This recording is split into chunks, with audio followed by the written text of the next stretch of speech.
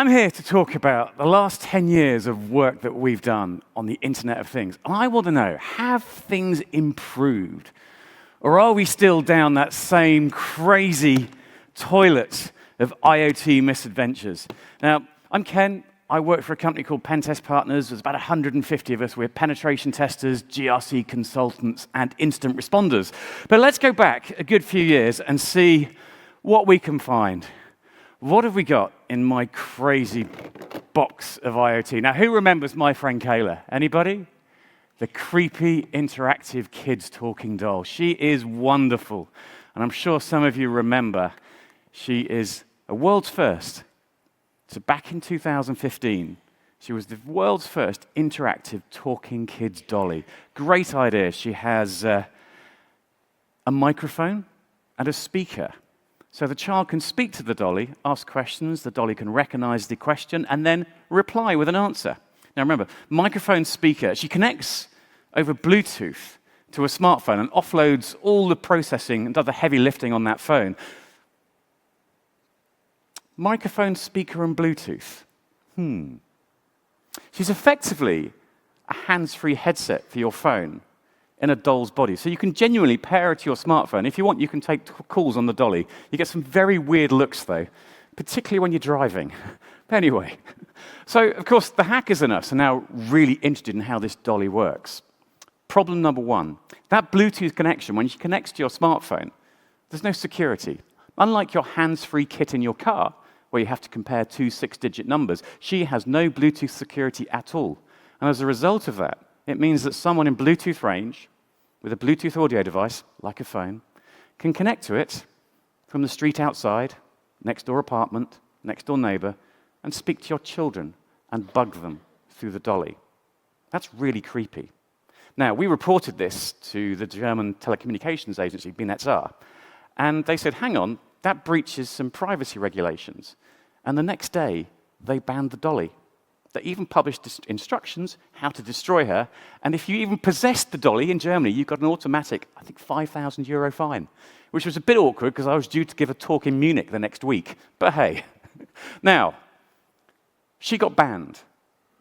But of course, the hackers in us want to know a little bit more. When we bought her from the store, it said on the box that she was internet safe, child-friendly, and intimated that if the child swore at the dolly would tell the child to go and speak to their parents. And we're like, hang on a minute, how does it recognize that the child is swearing?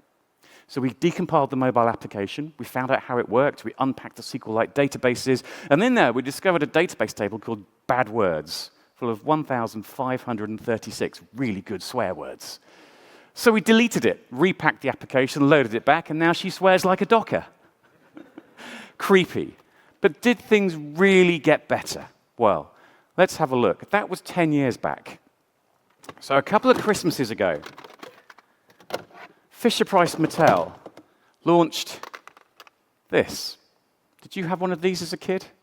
Drag along? Yes. We had these. I had one. It was made of wood. But this is the latest incarnation. This one is smart. It's the Fisher-Price Chatterbox phone. You can connect it over Bluetooth to your smartphone and genuinely make phone calls on this. You can even dial numbers. It's a brilliant idea, but that Bluetooth connection had exactly the same security flaw as my friend Kayla. So 8-9 years down the line, we've got exactly the same set of problems on products being taken to market by vendors I think probably ought to know better. It's actually slightly worse than my friend Kayla because the rechargeable battery on here is really powerful. It lasts 2 months, and this device is always in pairing mode. So what would happen, you leave this at home, and someone on the street outside can connect to that and bug your home. How did we get here? How did we make the same mistakes 12 years later? But what I have seen is that the failures, the vulnerabilities we're finding in IoT are evolving. So you might remember over the years we found vulnerabilities in kids tracking watches. That had an API authorization flaw, which meant that you could simply discover online the location of all the children who were wearing these smartwatches. giving you their location data. You could also remotely enable the microphone on this and bug people's kids. But they've changed a bit. We saw, for example, this smart CCTV camera from a well-known manufacturer that had API authorization fails. And as a result, it meant you could get access to other people's video streams in their homes from their CCTV cameras. That's crazy. We found vulnerabilities in things like EV chargers, where we could remotely turn people's car chargers on and off because the API fails. They weren't authorizing the requests correctly. They were authenticating users, but not authorizing properly. So where are we seeing things move to? We're starting to see more bugs in the local device. Organizations are starting to realize that they can use outsourced platforms for managing their APIs who are actually getting the cybersecurity quite right. But we're seeing bugs locally on devices. For example, this smart lock that was made of a really soft alloy. You could drill the casing in less than 2 seconds and unlatch the door with a screwdriver. Crazy fell. We found, for example, a smart hair straightener. Not one that I use particularly, but it was Bluetooth enabled with the same vulnerability as my friend Kayla, which meant you could turn people's hair straighteners on remotely. And if they'd left them on the floor or on their bedding, it would catch on fire. We found kids' toys with cameras in that had no authentication at all, so you could simply turn the toy on remotely from outside and see people's insides of their homes. That's horrific privacy invasion. We also found evolving fails in various types of devices. For example, we've seen bugs in thermostats. And a few years ago, we did a world first. We, as a proof of concept, wrote the very first ransomware for an embedded device. It had never been done before. We presented it at Black Hat in the USA. But what really bothered me was the quality of the code running on the firmware in these devices was really quite worrying. We found all sorts of weird references. For example, if the SSL connection to this thermostat failed, when we unpacked the code, the developer called it the SSL shit status. Wow. And you could also load your family photographs as a wallpaper to the thermostat.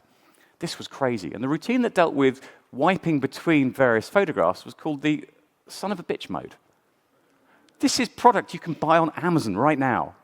This is crazy, right? What hope do we have if we're seeing security of code so bad? We haven't got much hope, have we? But maybe there is some hope. We are starting to see barriers to market entry emerging. Regulations and standards are emerging to really make manufacturers think hard about security compliance. Good examples. For example, in the UK, we have a regulation now from the Product Security Telecommunications Infrastructure Bill. That's a mouthful. We call it PSTI. And they have some basic principles. You cannot have a product with a default or a blank password. That's a great start. You also have to state at the point of sale how long you will support the product for in terms of security updates, so we don't end up with product just becoming dumb because the manufacturer doesn't support it anymore. And also, you must have a vulnerability disclosure program. So if researchers like us, for example, find a vulnerability, we can quickly and easily get that information to you, and you can get it fixed. There are some equivalents in the USA. There's no regulation across the entire market, but the IoT Cybersecurity Improvement Act regulates federal agencies and government bodies, and they must buy smart devices that meet some basic security standards. So that's good. And the other good news is we're starting to see some commonality with the various standards and regulation. The challenge in the past, back in the early days of IoT, is there weren't any standards, or they conflicted. And it made it very hard for manufacturers to go, I'm going to make my product secure, if you don't know what you're accrediting to. There is now good news. The EU Cybersecurity Act for IoT is largely based on ETSI 303645, which is a really good standard. It's easy to follow. In the USA, NIST have recently published guidance around their labeling schema that follows 8259. So we've got good standards out there that we can follow and make sure that our product is secure and robust. However, my current area of concern is in that of smart green technology. So we've been looking at connected devices for a while. We did some work, as you might recall, on connected EV chargers. We realized you could switch them on, off, on with similar API flaws, and therefore start to cause spikes on the power grid. This is a connected solar panel inverter, which we found very similar vulnerabilities in. So we could not just switch off your chargers, we could also switch your solar panels on and off. And that, if you do it in enough volume with enough victims, you can start to bring in stability problems for our power grid. Now, I don't know if you've seen a movie on Netflix recently. It's got Julia Roberts in, very famous actor. It's a great movie called Leave the World Behind. But in it, the story, which I will spoil for you, is about foreign powers taking down our critical infrastructures and seeing how long society lasts for. And there are various hacks in this movie. Number one, the opening scene, you might have seen the trailer for it, where a ship crashes into the beach. And a police officer in the movie suggests that their navigation systems have been hacked. That doesn't work. Reason being, unless the crew were dead, you can take manual control of the rudders. You can take manual control of the engine and stop. So that doesn't really work. Aeroplanes crashing. There's a suggestion that 2 aeroplanes crash in the same location for similar navigation reasons. Now, I've dismantled that separately. I gave a talk at DEF CON about the challenges of doing that. Planes are safe. We're okay. Don't worry. There's also a scene in the movie where a number of brand new Teslas start crashing into each other autonomously. Is that plausible? Well, maybe with a complete compromise of Tesla, perhaps, but they have great security. So the chance of that happening is very minimal. But the power outage point, I think, is really interesting.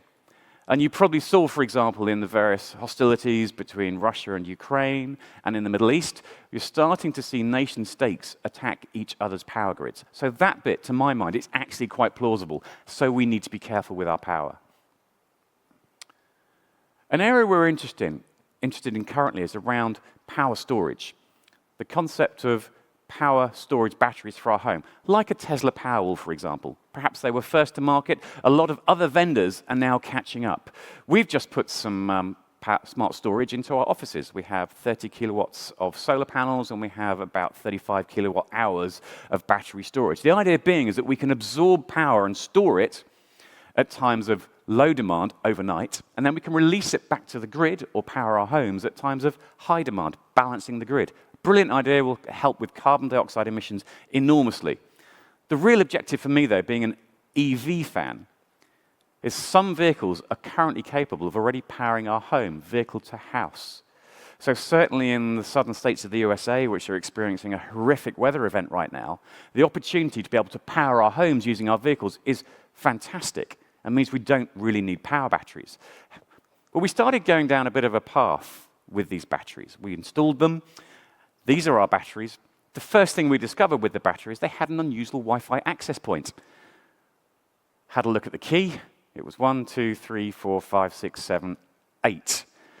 So that didn't last long. So once we'd now connected to that, thought, okay, the manufacturer has now advised installers in their installation training to change it. And they advise it and to change it to the serial number of the battery, which is in the SSID. Okay. On top of that, you can also then track the SSID using tools like wiggle.net, websites that track wireless locations. So you know where they are, you know what the Wi-Fi key is, it's connected to your home network and creates a back door into your home. Oops, that's not so good.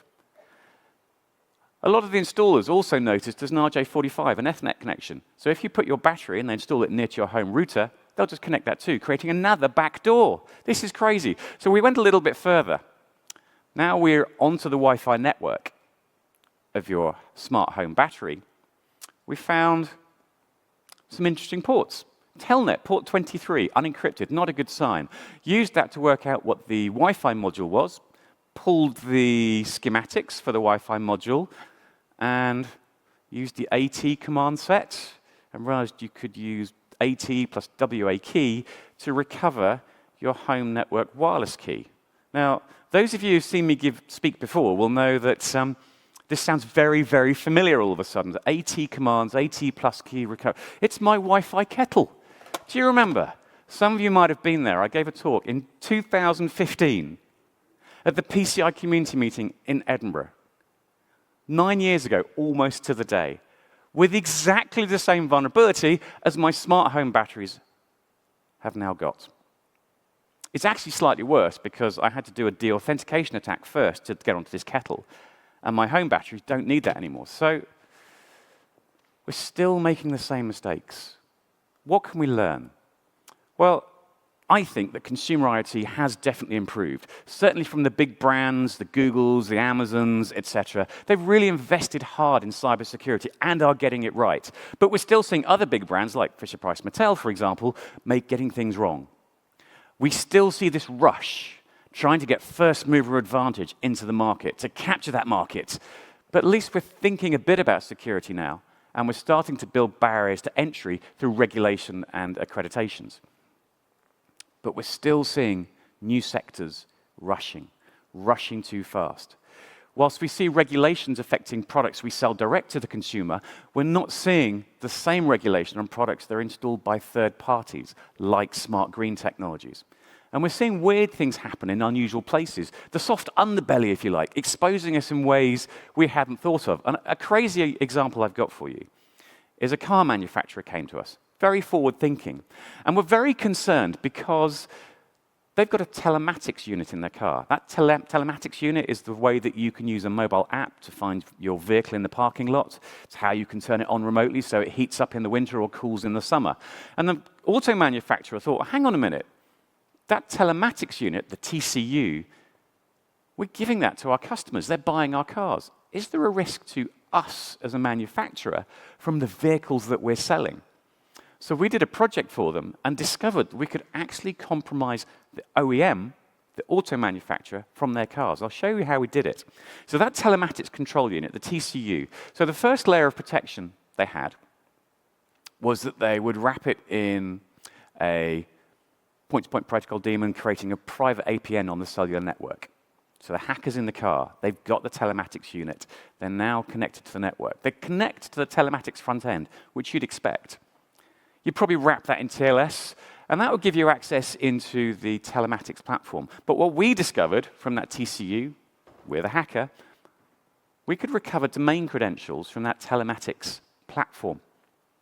And we discovered that domain credentials were the same domain admin credentials as the corporate domain controllers. So from a vehicle, any one of the vehicles on their fleet, we took domain admin from a car and compromised the entire organization. So we need to think really carefully about new threat models. Did anyone think of the car being a threat to the manufacturer? No. We think about the car being a threat to the user, the driver. We think about the car being stolen and hacked. We don't think about the manufacturer being included in the threat profile.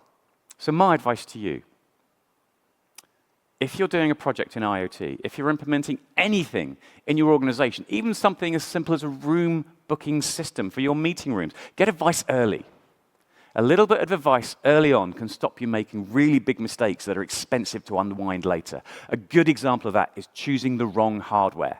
If you choose the wrong microcontrollers, it's going to be very expensive to unwind that later on when you do your pen test just before going live.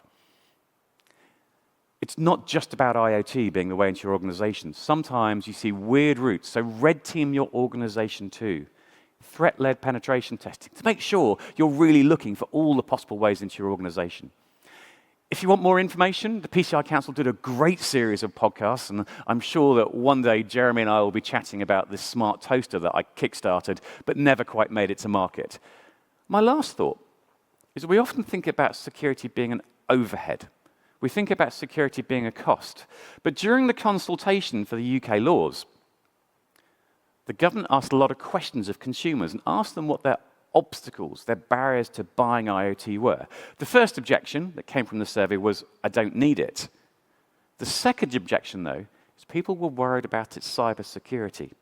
So if we can reassure people that IoT is secure, we will sell more smart devices so we can genuinely enable market uptake through proving to people that IoT is good and secure. Now, there is plenty more on our blog about how to get IoT security right. And you'll also find us just through those doors during the break if you want to come and have a chat and get to know my friend Kayla just a little bit better. You can also find me on LinkedIn if you want to know a bit more about IoT security. Thank you so much for listening.